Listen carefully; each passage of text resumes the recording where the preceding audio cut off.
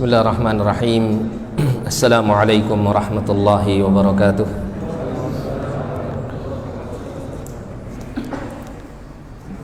Innal hamdalillah nahmaduhu wa nasta'inuhu wa nastaghfiruh wa na'udzu billahi min shururi anfusina wa sayyiati a'malina. Man yahdihillahu fala mudilla lahu wa man yudlil fala hadiya lahu. Asyhadu an la ilaha illallah wahdahu la syarika lahu wa asyhadu anna Muhammadan abduhu wa rasuluh. Qala Allah ta'ala fi kitabihil karim, ya ayyuhalladzina amanu taqullaha haqqa tuqatih wa la tamutunna illa wa antum muslimun. Ya ayyuhan nasu taqu rabbakumul ladzi khalaqakum min nafsin wahidah wa khalaqa minha zawjaha wa batha minhuma rijalan katsiran wa nisaa'a.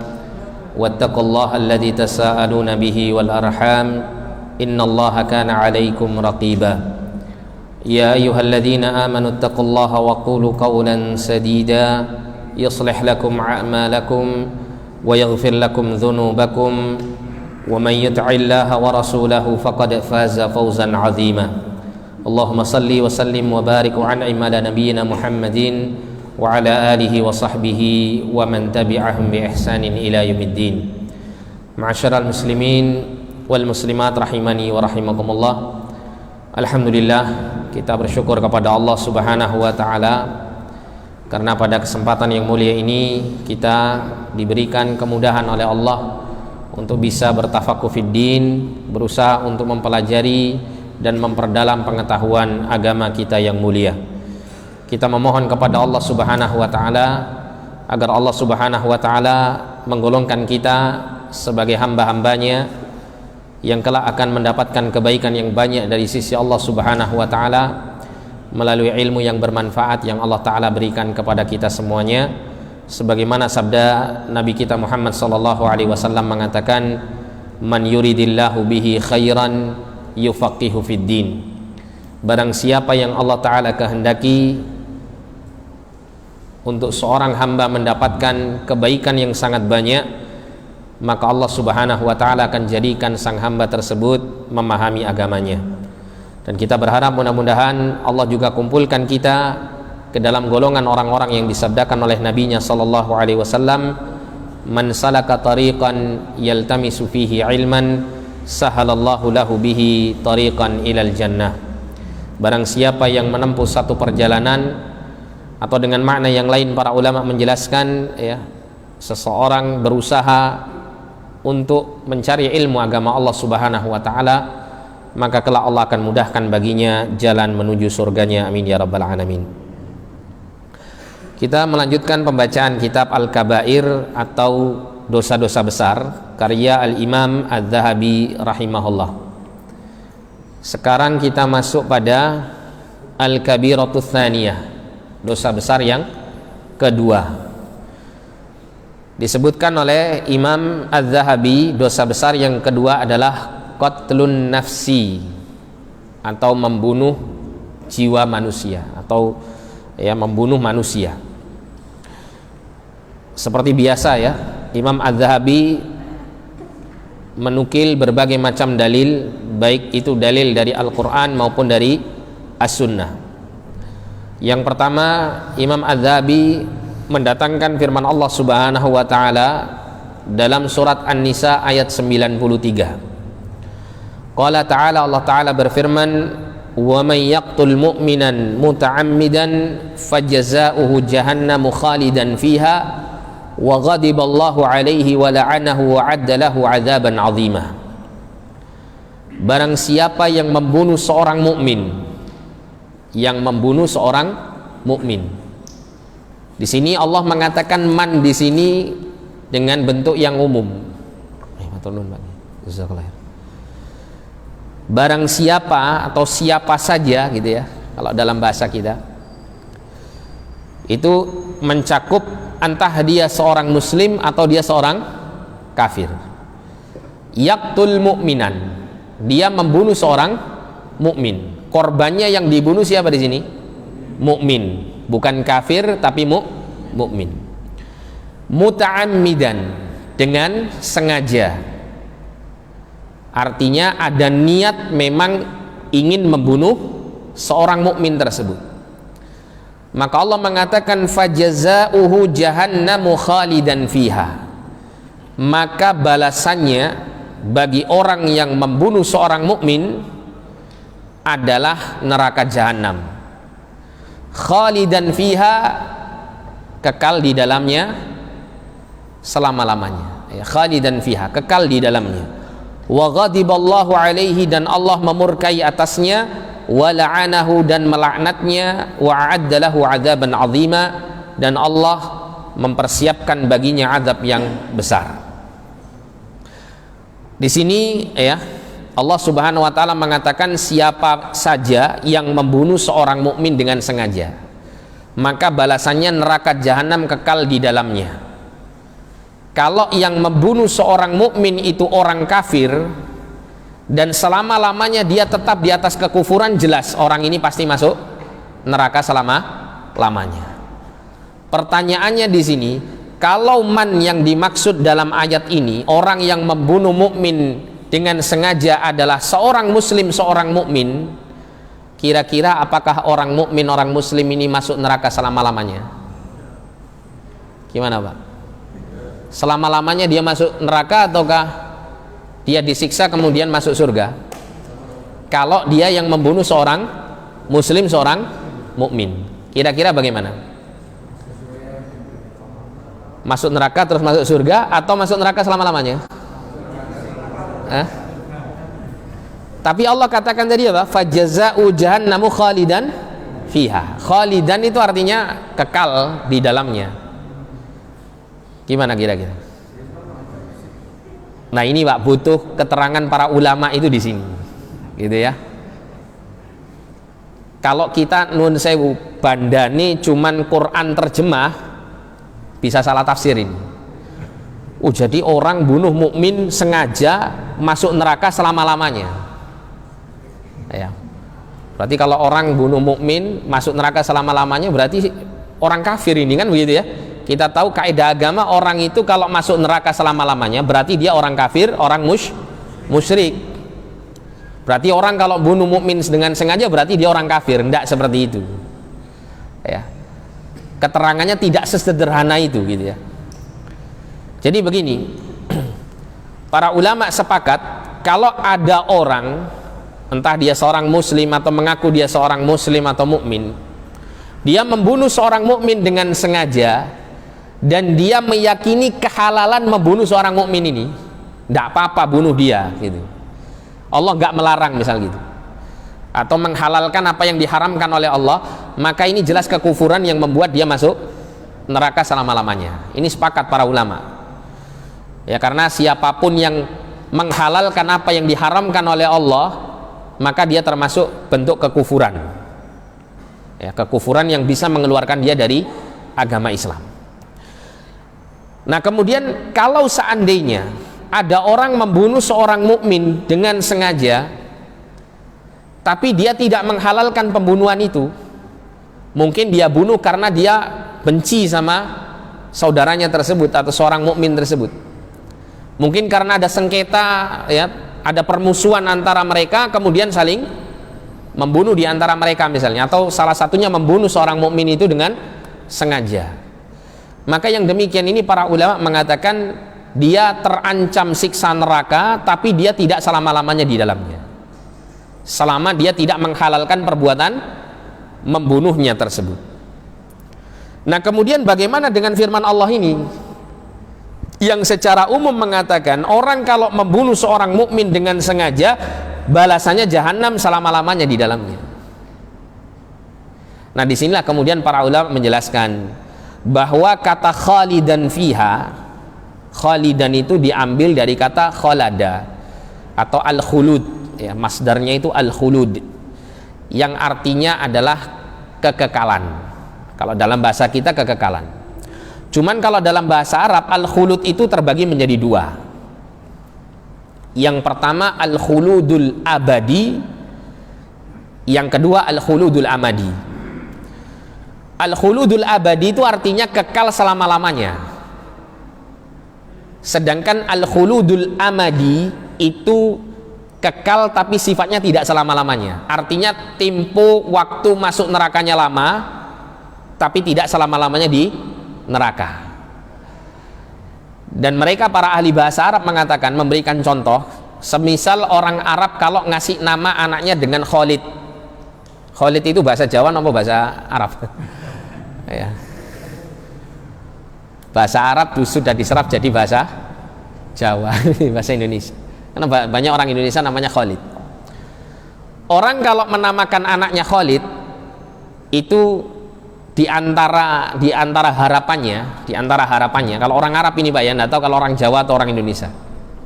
Orang Arab ketika memberikan nama Khalid untuk anaknya itu di antaranya harapannya agar supaya anak ini umurnya panjang. Tapi panjangnya umur ini tentu tidak didasari oleh kekekalan abadi, tidak ada kekekalan di dunia ini, kan begitu. Jadi orang tua ketika ngasih nama anaknya Khalid pingin anaknya umurnya panjang, tapi nggak mungkin ada niatan orang tua pingin anaknya tetap hidup terus di dunia, karena nggak mungkin, dunia ini juga ada batas akhirnya, kan begitu. Nah, sehingga dari sisi bahasa al-khulud itu bisa diartikan kekal selama-lamanya, bisa diartikan waktu yang panjang namun tidak kekal selama-lamanya. Bisa dipahami di sini Pak ya. Nah, inilah pentingnya kita ya membaca keterangan para mufassirin, keterangan para ulama tentang kaitannya dengan ancaman orang yang membunuh mukmin dengan sengaja, itu balasannya neraka jahanam dengan kata khalidan fiha tadi. Nah, disinilah kemudian kalau yang membunuh seorang muslim, seorang mukmin, membunuh mukmin dengan sengaja, namun dia tidak halalkan pembunuhannya tersebut, mungkin karena dendam, karena mangkel, karena benci, tapi dia tidak menghalalkan perbuatan membunuh ini, maka yang seperti ini dia terancam masuk neraka jahanam dengan waktu yang sangat lama. Namun tetap pada akhirnya seorang mukmin yang memiliki iman dalam dirinya akan masuk ke dalam al-jannah. Nah, namun di sini menunjukkan betapa kerasnya hukuman orang yang membunuh mukmin dengan sengaja. Bahkan kemudian Allah mengatakan wa ghadiballahu alaihi, dan Allah memurkai orang tersebut. Kita tahu bahwa yang namanya murka Allah, ketika Allah sampaikan kepada orang yang melakukan suatu dosa tertentu, maka dosa yang mengandung murka Allah ini adalah dosa yang sangat besar. Sudah ancam neraka jahanam dengan waktu yang lama, ditambah ada kemurkaan Allah pada orang tersebut, wala'anahu. Nah, ini juga berbahaya, wala'anahu, dan Allah melaknatnya. Laknat itu kalau dalam bahasa Arab al-ibti'ad an rahmatillah, jauh dari rahmat Allah, atau al-ib'ad min rahmatillah, dijauhkan dari rahmat Allah, dijauhkan dari ampunan Allah. Artinya orang kalau dia membunuh seorang mukmin dengan sengaja tanpa ada kesalahan yang dilakukannya, atau tanpa hak ya, tanpa yang dibenarkan oleh syariat, maka orang yang seperti ini peluang dapat ampunan Allah, rahmat Allah itu sangat kecil sekali. Kecuali kalau dia bertaubat sebelum matinya, atau karena dia dikisos ya, dihukum kisos oleh pemerintah kaum muslimin sehingga membebaskan dia dari hukuman kelak di akhirat. Jadi sangat kecil sekali peluang dia untuk mendapatkan rahmat dan ampunan dari Allah Subhanahu wa taala. Wa a'adda lahu 'adzaban 'azima, dan Allah menyediakan bagi orang yang membunuh mukmin dengan sengaja azab yang pedih untuk mereka. Azab yang agung, azab yang besar.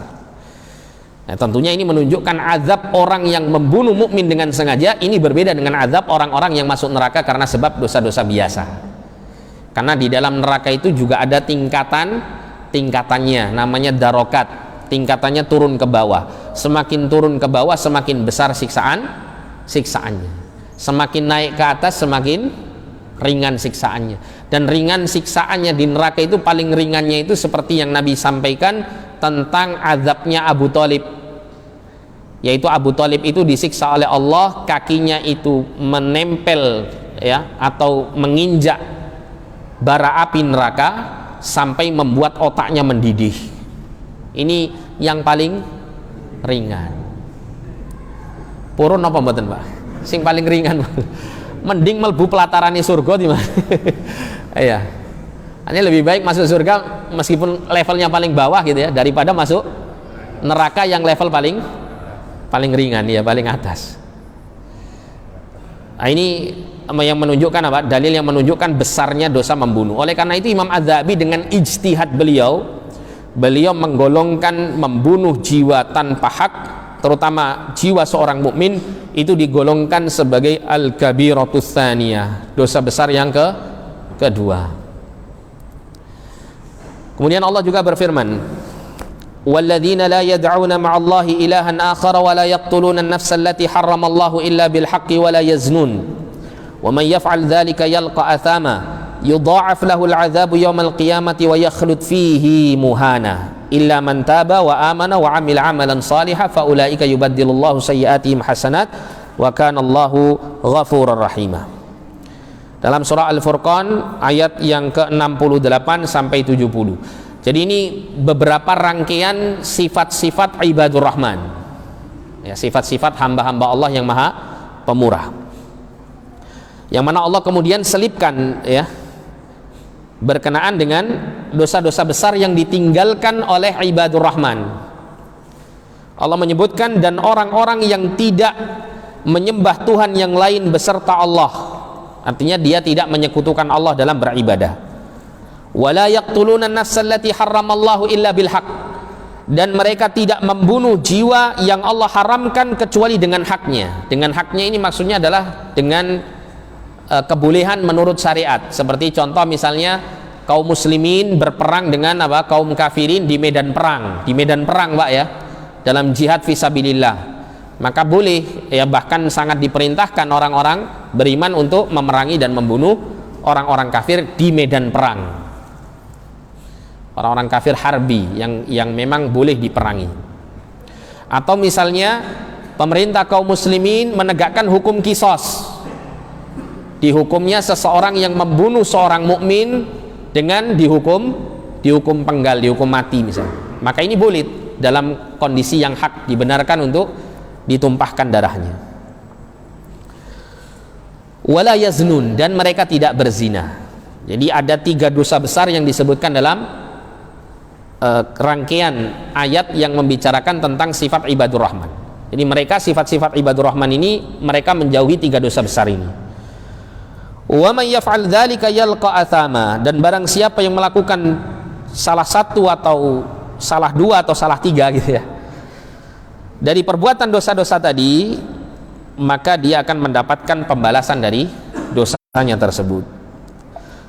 Bahkan Allah melanjutkan dalam ayat berikutnya, yudha'af lahul adzab, Allah akan melipat gandakan azab untuk orang-orang yang melakukan salah satu dari 3 dosa besar ini: menyekutukan Allah, membunuh manusia tanpa hak, dan yang ketiga adalah berzina. Wa yakhlud fihi muhana, dan Allah akan kekalkan di dalamnya dalam keadaan terhina. Seperti yang saya sebutkan tadi, ya, maksud kekekalan di sini. Kalau syirik jelas kekal selama-lamanya kalau dia tidak taubat. Kalau membunuh manusia tanpa hak, selama dia tidak menghalalkannya, maka dia akan terancam masuk neraka dengan waktu yang lama, tapi nanti pada akhirnya dia akan keluar dari neraka tersebut dan masuk ke dalam surga jika dia seorang mukmin. Illa man taba, kecuali orang yang bertaubat kepada Allah, wa amana wa amila amalan salihah, dan dia beriman serta melakukan amal-amal yang saleh. Jadi kalau ada orang yang melakukan salah satu dari 3 dosa besar ini, atau ketiga-tiganya, atau 2 dari dosa besar tadi, kemudian dia bertaubat kepada Allah, kembali ke jalan Allah yang lurus, dia beristighfar, mohon ampun kepada Allah, menyesal atas semua perbuatan dosanya, dan dia bertekad kuat untuk tidak pernah lagi mengulangi dosa besar ini, kemudian dia tetap mempertahankan imannya, wa amila amalan salihah, dan melakukan amal yang saleh setelah dia memenuhi waktunya dengan amal yang buruk, ya, dari dosa-dosa besarnya tadi, maka faulaika yubaddilullahu sayyi'atihim hasanat, maka Allah akan mengganti dosa-dosanya itu dengan kebaikan-kebaikan. Ini kalau Anda baca dalam tafsir Ibnu Katsir, ini ada beberapa penafsiran, Pak. Penafsiran yang pertama, kalimat faulaika yubaddilullahu sayyi'atihim hasanat, mereka itu akan diganti oleh Allah keburukannya dengan kebaikan. Itu maksudnya adalah Allah mudahkan dia dari dosa-dosa yang dulu dia kerjakan. Setelah dia bertaubat, Allah mudahkan dia untuk melakukan kebaikan-kebaikan setelahnya. Sehingga Allah mengganti keadaannya dulu yang bergelimang dosa, sekarang bergelimang pahala. Nah begitu. Ada juga yang mengatakan bahwa maksud daripada yubaddilullahu sayyi'atihim hasanat, Allah mengganti dosa-dosa mereka dengan kebaikan-kebaikan setelahnya, adalah Allah akan mengganti catatan dosa-dosanya itu menjadi catatan kebaikan. Maksudnya bagaimana? Begini, jadi ilustrasinya dijelaskan, kalau seandainya ada orang yang pernah membunuh atau melakukan dosa-dosa besar yang lain atau dosa-dosa yang banyak, kemudian dia bertobat, kemudian dia mengganti dosa-dosanya itu dengan banyak melakukan amal saleh, maka catatan dosa yang tertulis di dalam catatan amalnya, katakanlah tertulis di situ 100 keburukan, 100 dosa, maka Allah akan mengganti catatan 100 dosa itu menjadi 100 pahala. 100 pahala. Sehingga di situ Allah memberikan dua kebaikan. Kebaikan yang pertama, Allah mengampuni dosa-dosanya, menghapus semua dosa-dosanya. Yang kedua, Allah mengganti catatan dosanya menjadi pahala. Oleh karena itu Allah tutup ayat ini dengan mengatakan wa kanallahu ghafuran rahima. Allah itu mengampuni dosa-dosa mereka dan memberikan kasih sayangnya kepada mereka. Allah ampuni dosa-dosa mereka, Allah hapus semua dosa-dosanya, Allah ganti dosa-dosanya menjadi kebaikan-kebaikan untuknya sebagai rahmah kasih sayang Allah Subhanahu wa taala yang Allah berikan kepada mereka. Jadi kalau kita lihat Pak, luasnya kasih sayang dan ampunan Allah, nuwun sewu ya, orang kalau masuk neraka itu berarti wis kebajut gitu ya. Karena orang itu bisa mendapatkan ampunan dari Allah itu ada 10 ya, dijelaskan oleh Syekhul Islam Ibnu Taimiyah dalam Majmu' Fatawa itu ada 10 kalau seingat saya, 10 cara orang itu terhapus dosa-dosanya ya, 10 cara, dan ini butuh pembahasan tersendiri ya. Cuman dari 10 perkara ini menunjukkan kalau banyak pintu-pintu untuk mendapatkan ampunan Allah Subhanahu wa taala. Apalagi kalau orang itu melakukan satu dosa dicatat cuma satu dosa, sedangkan kebaikan itu dicatat minimal 10. Dan nanti ada yang namanya timbangan al-mizan, mana amal kebaikan dan keburukannya yang berat, itulah yang menentukan nasibnya. Kalau timbangan kebaikannya lebih berat daripada timbangan dosanya, maka nasibnya adalah masuk surga, diampuni oleh Allah dosa-dosanya, kecuali dosa-dosa yang berkaitan dengan hak anak Adam, seperti membunuh ini diantaranya. Tapi kalau misalnya timbangan dosa-dosanya lebih berat daripada kebaikannya, maka di sini keadaannya kalau dia seorang mukmin tahta masyiatillah, keadaannya masih di bawah kehendak Allah. Kalau misal dilihat dosa-dosanya bukan dosa-dosa yang besar-besar misalnya, bisa jadi Allah dengan kasih sayangnya, karena dia mungkin mentauhidkan Allah, berusaha menjauhkan diri dari kesyirikan, bisa jadi Allah mengampuni dosa-dosanya, dia masuk surga. Tapi kalau dilihat oleh Allah dengan keadilannya, Allah memandang orang ini perlu untuk masuk neraka dulu, dia masukkan neraka dulu, tapi setelah itu dia masuk surga. Artinya peluang masuk surga masih ada. Ini ya besarnya Pak, ampunan dari Allah Subhanahu wa taala atas hamba-hambanya yang berdosa, maka jangan pernah Pak berputus asa dari rahmat Allah Subhanahu wa taala. Kemudian selanjutnya, ini tadi dalam surah Al-Furqan, sekarang kita masuk dalam surat Al-Maidah ayat 32. Allah berfirman, man qatala nafsan bighairi nafsin aw fasadin fil ardi faka'annama qatala an-nasa jami'a. Barang siapa yang membunuh seorang manusia bukan karena orang itu membunuh orang lain, atau bukan karena membuat kerusakan di atas muka bumi, maka seakan-akan dia telah membunuh manusia seluruhnya. Ayat ini Pak, ini ayat yang istimewa. Ayat ini membungkam seluruh ya lisan-lisan ya, jahatnya orang-orang kafir yang menuduh bahwa Islam itu agama terorisme. Anda kalau baca kitab-kitab seluruh agama selain Islam, nggak ada konsep seperti ini.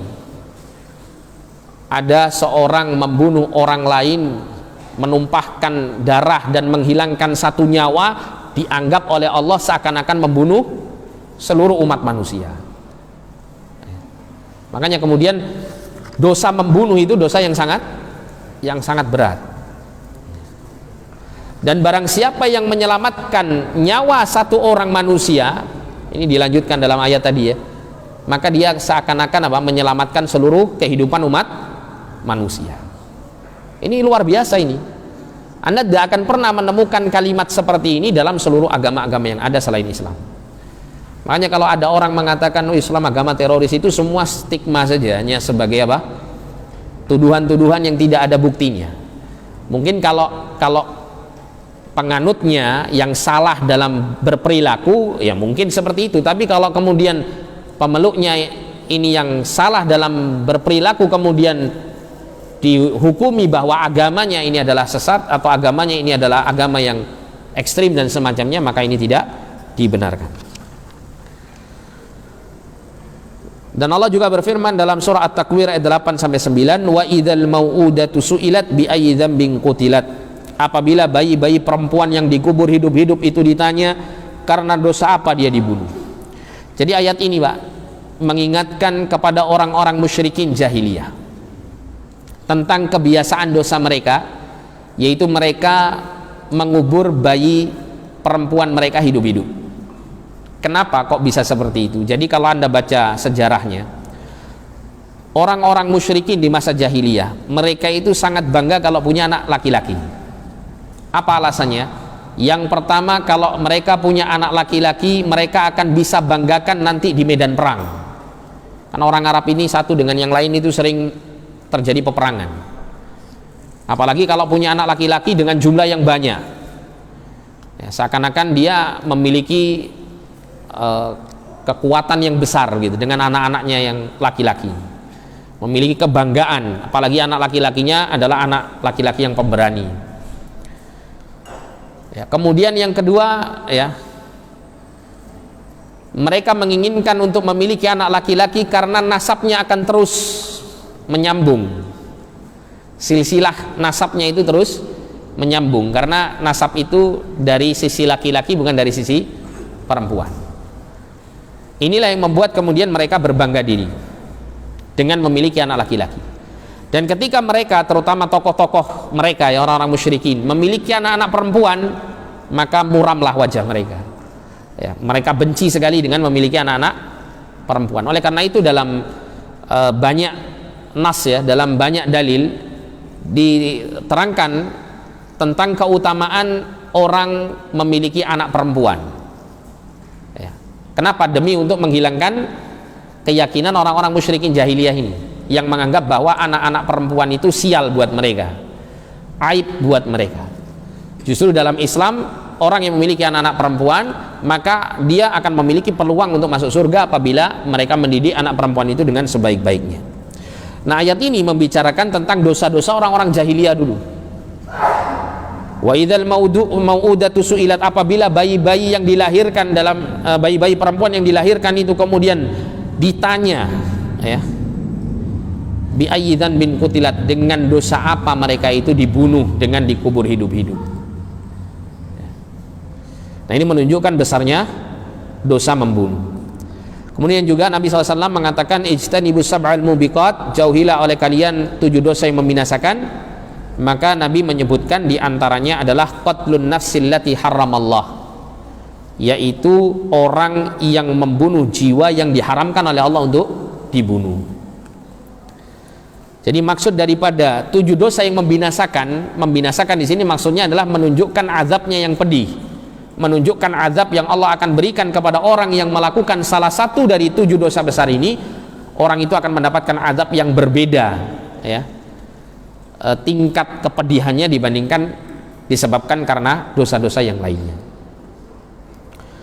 Kemudian Nabi juga mengatakan ketika ditanya ayyudzan bi'azamu indallah, dosa apakah yang paling besar di sisi Allah, maka Nabi mengatakan anta ja'ala lillahi niddan wa huwa khalaqaka, engkau menjadikan untuk Allah sekutu dalam beribadah kepadanya, sedangkan dia Allah lah yang menciptakan kamu. Jadi tentu ini merupakan a'zamuz zulmi ya, kezaliman yang paling besar. Manakala seseorang yang diciptakan oleh Allah, diberikan rezeki oleh Allah, kemudian dia mempersembahkan penghambaannya kepada selain Allah atau kepada Allah dan juga kepada selainnya. Qala thumma ayyun, kemudian dosa apa lagi? Nabi kemudian mengatakan antaqtula waladaka khasyata an yat'ama ma'aka, yaitu engkau membunuh anakmu karena merasa khawatir dia kelak akan makan bersamamu. Maksudnya apa? Membunuh anak karena takut miskin. Saya pernah baca ada sebuah kisah, Pak, di beberapa tahun yang lalu. Ada seorang janda frustasi ditinggal lari suaminya. Dia punya anak-anak yang masih kecil. Karena frustasi dan memikirkan bagaimana bisa ngasih makan anak-anaknya, akhirnya dia minum Baygon. Minum racun. Nyebut Baygon merek berarti ya. Minum racun. Tapi sebelum dia minum racun, anak-anaknya diminumi racun dulu supaya mati. Wal'iyadzubillah ya. Ya qadarullah, anak-anaknya mati, dia tertolong, tetangganya sempat melihatnya dan kemudian menolongnya. Jadi dia masih dikasih hidup oleh Allah SWT untuk bertobat kepada Allah. Ya mudah-mudahan orang ini ya tobat gitu ya. Anda perhatikan di sini, engkau membunuh anakmu karena merasa takut dia makan bersama engkau. Ya. Kenapa kok ini termasuk dikategorikan dosa yang paling besar? Dan ini kata para ulama, kalau Anda baca syarah hadis ini, jadi para ulama itu menjelaskan dosa besar membunuh itu ada tingkatannya. Tingkatan paling tinggi adalah engkau membunuh anakmu karena takut kau memberikan makan kepadanya atau karena khawatir kemiskinan. Kenapa kok dikategorikan ini termasuk dosa yang paling besar dalam membunuh? Karena paling tidak ada 3 keburukan. Keburukan pertama, dia membunuh, dan membunuh ini sendiri adalah dosa besar. Dia membunuh tanpa hak. Kemudian yang kedua, dia membunuh anaknya yang merupakan apa? Anaknya yang merupakan keluarga yang sangat bertalian erat dengan apa? Pertalian darah. Sehingga di situ ada pemutusan silaturahim. Kemudian yang ketiga, ada jenis kekufuran di situ. Apa namanya kekufurannya di sini, Pak? Rasa khawatir miskin karena punya anak. Sehingga di situ seakan-akan ada pengingkaran dari keyakinan yang harus diyakini seorang muslim bahwa rezeki itu jatahnya adalah ditentukan oleh Allah Subhanahu wa taala. Makanya ada 3 dosa besar yang terselip dalam satu dosa ini. Makanya kemudian dikategorikan dosa ini adalah dosa yang paling besar dari sisi pembunuhan. Kemudian Nabi mengatakan, ditanya tsumma ayyun, kemudian apa? Nabi mengatakan antuzaniya halilata jarik, engkau berzina dengan istri tetanggamu. Ini pun juga termasuk perbuatan zina yang paling, termasuk yang paling tinggi levelnya, termasuk yang levelnya paling tinggi. Kenapa? Karena di sini ada dosa yang lain selain dosa berzina. Yang kedua, dia telah merusak hubungan bertetangga, padahal hubungan bertetangga ini sangat besar sekali kedudukannya di sisi Allah. Ya, sampai Nabi SAW terus diwasiati sama Jibril. Ya, la yazalu Jibril yusini bil jari hatta dhanantu annahu sayuwarithu. Jibril itu terus menasihati aku, mewasiati aku untuk selalu berbuat baik kepada tetangga, sampai-sampai aku menganggap tetangga itu punya hak untuk mendapatkan harta warisan dari diriku. Sampai seperti itu. Ya. Sebentar, Pak, ini sudah masuk Isya belum, Pak ya? Belum ya? Kemudian Nabi bersabda, "Idzal taqal muslimani bisayfaihima fal qatilu wal maqtulu finnar." Apabila 2 orang muslim, ini bukan muslim kafir ya, tapi muslim sama-sama muslim. Apabila 2 orang muslim bertemu bisayfaihima, dengan membawa pedang di antara keduanya. Maksudnya apa? Saling berperang, saling membunuh. Fal qatilu wal maqtulu finnar, maka orang yang membunuh dan yang dibunuh masuk neraka. Qila, dikatakan kepada Nabi sallallahu alaihi wasallam, atau ditanyakan kepada Nabi, "Ya Rasulullah, wa Rasulullah, hadzal qatil, ini orang yang membunuh jelas ya Rasulullah, tempatnya di neraka. Fama balul maqtul, terus bagaimana dengan keadaan orang yang dibunuh? Kok bisa orang yang dibunuh ini juga masuk neraka?" Maka Nabi mengatakan li'annahu kana harisan ala qatli sahibihi, karena dia juga punya keinginan besar untuk membunuh kawannya tersebut. Artinya apa di sini? Kalah duluan saja. Ya, si A si B sama-sama muslimnya saling membunuh misalnya, atau saling ingin membunuh. Ternyata si A lebih dulu membunuh si B.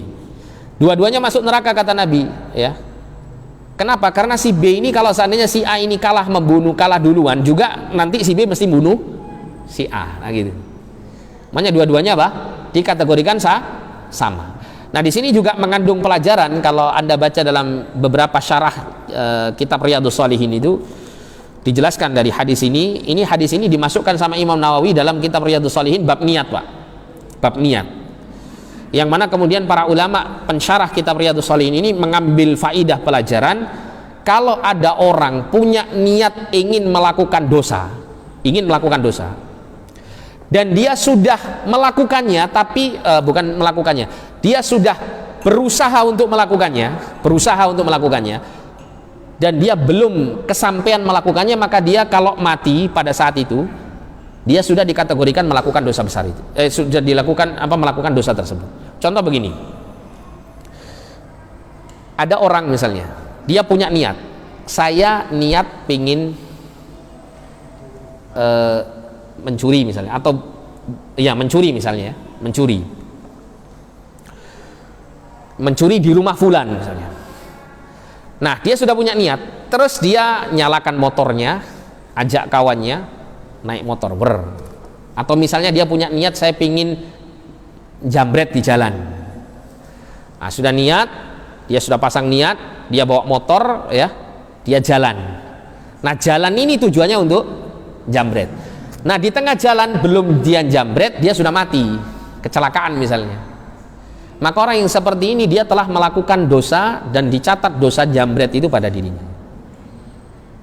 Sama dengan orang ini tadi, Pak, ya. Dia sudah bawa pedang, pengen ketemu sama kawannya, pengen dibunuh, tapi karena belum sempat dia bunuh, sudah kebunuh duluan, ya.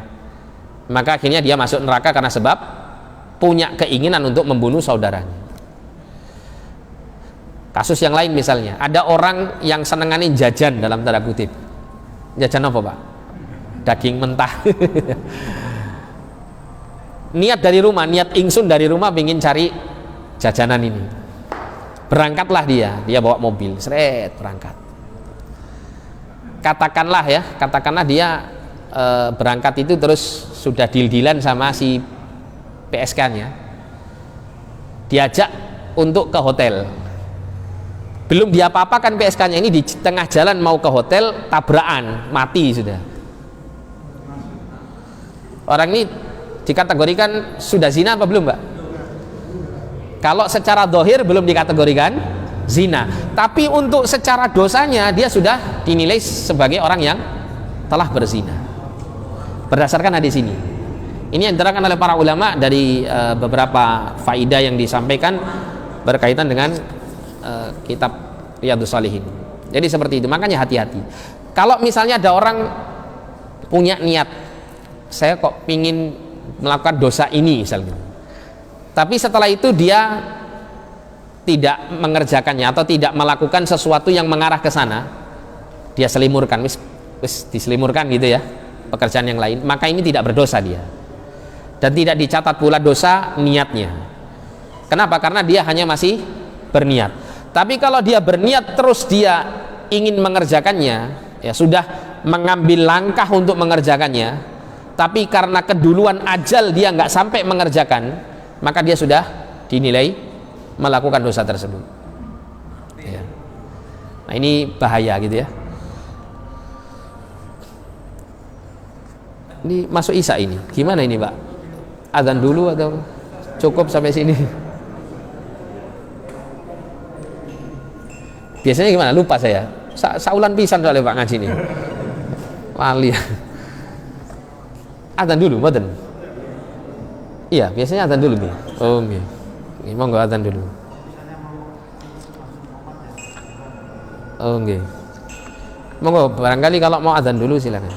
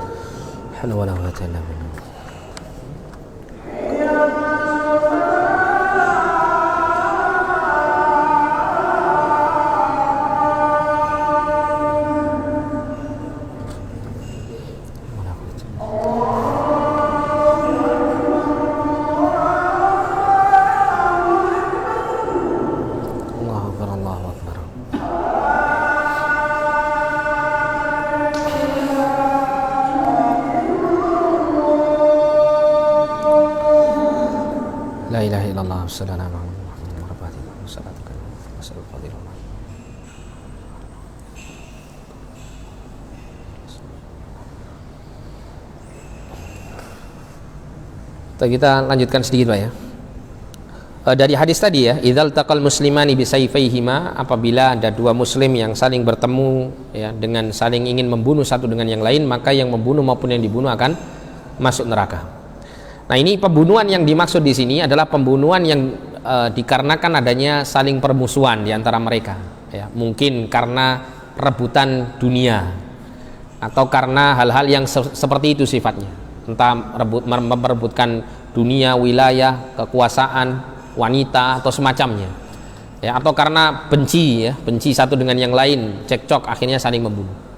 Berbeda dengan pembunuhan yang dilakukan disebabkan karena yang lain ya, seperti misalnya mungkin terjadinya pembunuhan satu dengan yang lain itu dikarenakan misalnya demi untuk menjaga kehormatan keluarganya misalnya ya, menjaga kehormatan keluarganya atau yang semisal dengan itu, maka ini keadaan yang berbeda. Atau membunuhnya itu begini, kaum muslimin misalnya ya, membunuh ahlul baghi. Ahlul baghi itu para pemberontak yang melakukan kerusakan, kezaliman kepada kaum muslimin meskipun mereka muslim, seperti misalnya begal di jalan, misalnya kita dibegal Pak di tengah jalan, bolehkah kita membunuh dia kalau dia juga mau membunuh kita?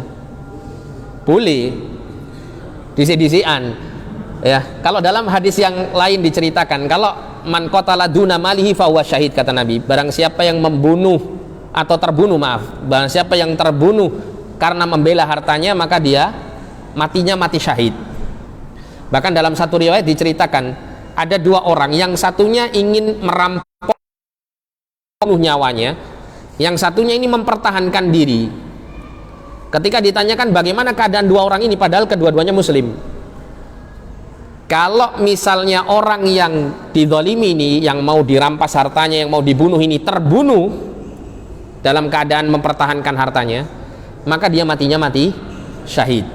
Tapi kalau seandainya dia membunuh orang yang menyamun dia ini ya, merampok dia ini, maka yang merampok atau membegal dia ini matinya mati masuk neraka. Artinya apa? Orang yang membunuh ini tidak bersalah, artinya dalam Islam tidak berdosa sama sekali. Jadi ini perlu untuk didudukkan hadis ini antara al-qatil wal maktul dalam sesama muslim ini. Yang masuk neraka adalah karena permusuhan yang sifatnya duniawi atau permusuhan yang sifatnya bukan dibenarkan. Ininya tidak dibenarkan dalam agama, saling membunuh karena kebencian satu dengan yang lain. Maka ini dilarang dan kedua-duanya terancam masuk neraka. Tapi insya Allah ini karena banyak Pak ya, kita jadikan 2 kali pertemuan. Insya Allah pertemuan berikutnya kita selesaikan pembahasan mengenai dosa besar yang bersifat kedua ini, yaitu membunuh. Barangkali sampai sini ada pertanyaan?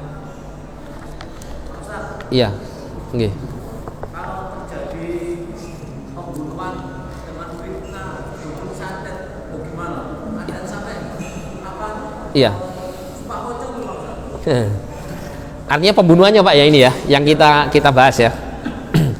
Misalnya ada orang dia dituduh tanpa bukti kalau dia ini dukun santet gitu ya.